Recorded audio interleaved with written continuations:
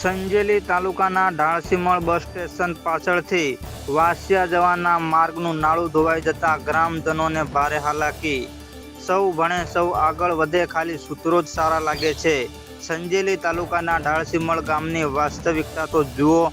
પોતાના જીવને જોખમે બાળકો શાળામાં અભ્યાસ કરવા માટે મજબૂર બન્યા છે। વધુ વરસાદ પડે તો શાળામાંથી બાળકો કેવી રીતે ઘરે આવશું તેનો જરાય ડર રાખ્યા વિના બાળકો અને નાના ભૂલકાઓ અભ્યાસ માટે શાળામાં જાય છે।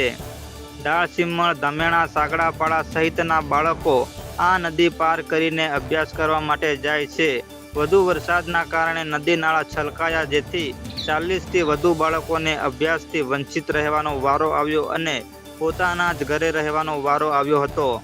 લગભગ 10થી 15 દિવસ ઘરે બેસીને બાળકો અભ્યાસ કરી પોતાનો અભ્યાસ કરવા મજબૂર બન્યા છે। પાણી ઓછું થતાં જ 2 દિવસથી અમે શાળામાં અભ્યાસ માટે જઈએ છીએ અને ઢાળસીમળના ગ્રામજનોને હોસ્પિટલ હોય કે કોઈ અન્ય ઇમરજન્સી હોય તો આ નદીમાંથી પસાર થવાતું નથી। પાણી ઓછું થાય તો જ અવર જવર થઈ શકે છે, જેથી કરીને આ જવા આવવા માટે વૈકલ્પિક વ્યવસ્થા કરવામાં આવે તેવી વિદ્યાર્થીઓ અને ગ્રામજનોની માંગ છે। બોલો।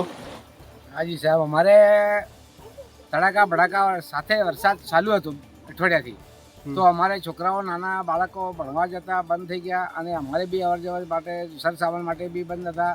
પત્તામાં કોઈ દવાખાને કે કોઈ બી જગ્યાએ જવું હોય તો અમારે આ રસ્તો બંધ થાય છે। તે માટે મારું આટલી માંગ છે કે અમારે આ પુલ તાત્કાલિક થવો જોઈએ એટલું અમારું માંગ છે। તો ગામ લોકો તેમજ અમારા ફળિયાના માતા ફળિયાના માણસો એટલે ઢાળસીમળ સ્ટેશનથી વાસિયા જતો રસ્તો બંધ છે। આજે 2 નાળા તૂટી ગયેલા છે। આપનું નામ? સંગાડા નરસિંહભાઈ હસમુખભાઈ।